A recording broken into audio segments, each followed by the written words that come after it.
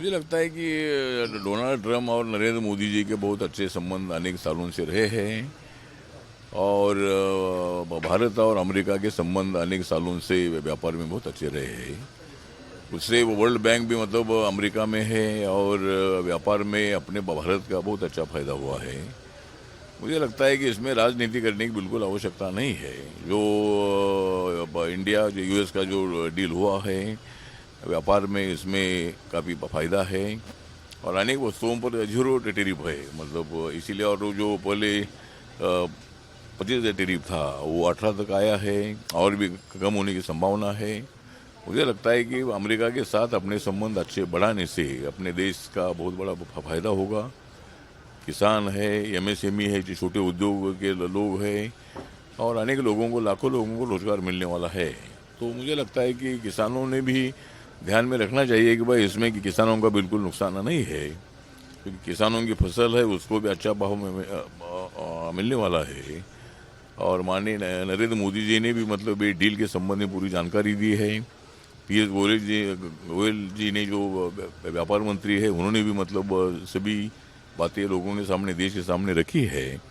तो ये डील से बहुत अच्छा फायदा है और भारत की इकोनॉमी 4 नंबर पर है। वो इस डील के माध्यम से 1 साल के बाद हम 3 नंबर पर जा सकते हैं। तो इसीलिए मेड इन इंडिया को बहुत ही बड़ा सपोर्ट हमारी सरकार ने दिया है और इसीलिए मुझे लगता है कि बहुत सारा सामान अमेरिका में जा सकता है और उसका फायदा अपने को बहुत अच्छा होगा। मलेशिया में प्रेसिडेंसी बन चुका है, उनकी इस योगदान को किस तरीके से देखते हैं? भारत दुनिया में विकास के नाम पर बहुत बड़ा योगदान करते हुए नजर आ रहा है, ऐसा मोदी जी। मुझे लगता है कि नरेंद्र मोदी जी ने बताया कि वह जब हमारी सरकार 14 में आई थी तब हमारी इकोनॉमी 10 नंबर पर थी और हम मतलब 5 नंबर पर 10 साल में आए थे। उसके बाद हम अभी 4 नंबर पर आए हैं। और मलेशिया में, कोलालमपुर में, मलेशिया में हमारे प्रधानमंत्री जी है और भारत की इकोनॉमी कहीं से डेवलप हो रही है और यहाँ के लोगों को रोजगार कैसा मिल रहा है, इसी तरह की बातें उन्होंने बताई है। तो मुझे लगता है कि भारत के बारे में अपनी पॉपुलेशन ज़्यादा है, ये थोड़ा सा अपना ये मतलब ये अपनी समस्या नहीं है, लेकिन इतने पॉपुलेशन को मतलब मदद करने की सरकार की मतलब जिम्मेदारी है और सरकार सबको काम दे रही है। आप लोगों को मालूम है कि 10 सालों में 25 करोड़ लोग गरीबी रेखा के ऊपर आए हैं। बहुत सारे लोग ऑटो रिक्शा है, टैक्सी है, छोटा मोटा का गांव में भी मतलब धंधा कर रहे हैं और उससे उनकी इकोनॉमी ठीक ढंग से डेवलप हो रही है। तो इसीलिए जरूर हमारी सरकार, जिस तरह मलेशिया में माननीय प्रधानमंत्री ने बताया है कि भारत आगे बढ़ रहा है और 1 साल के अंदर हमारी इकोनॉमी 3 नंबर पर जाएगी, बाद में 2 नंबर पर जाएगी और एक दिन ऐसा आएगा कि भारत अमेरिका की जगह लेगा और भारत 1 नंबर पर भी आ सकता है। पश्चिम बंगाल में 2006 होने हैं, ऐसे में संकल्प पत्र परामर्श यात्रा बीजेपी ने वहां पर शुरुआत की है। क्या लगता है कि बीजेपी पश्चिम बंगाल में जीत पाएगी? मुझे लगता है वो संकल्प यात्रा जो बीजेपी ने निकाली है, वहाँ गांव-गांव में, शहर-शहर में ये यात्रा जाएगी और जिस तरह ममता बनर्जी ने बंगाल को कंगाल किया है, मतलब जिस तरह ममता बनर्जी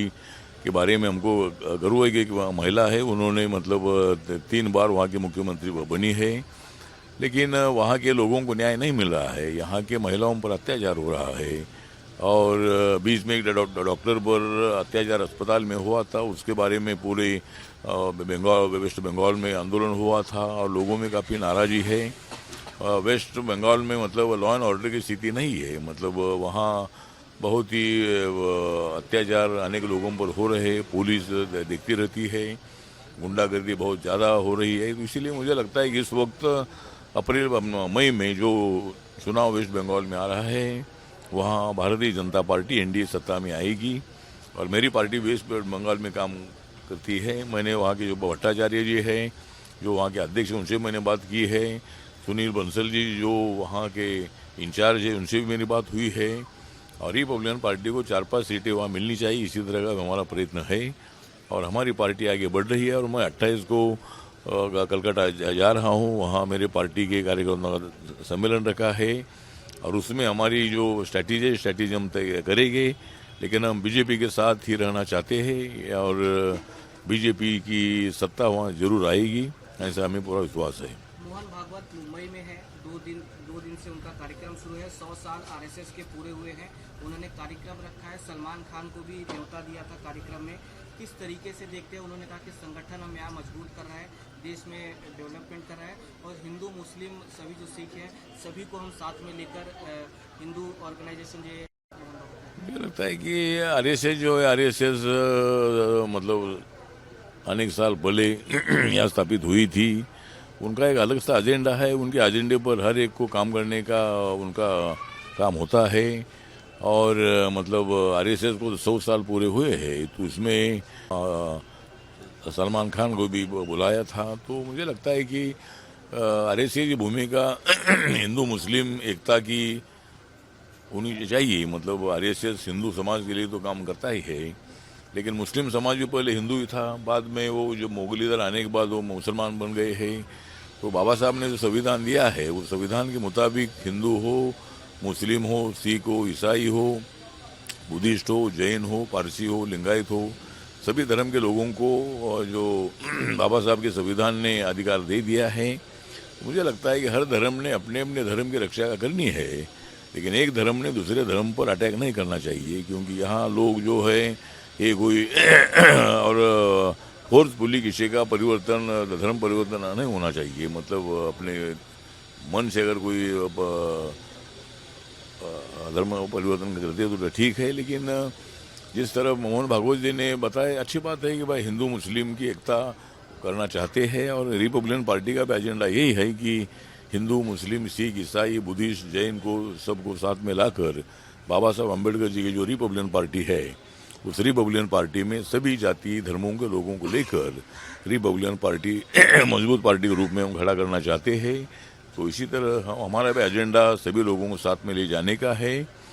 अगर मोहन भागवत जी मुस्लिम समाज को भी साथ लेना चाहते हैं तो अच्छी बात है।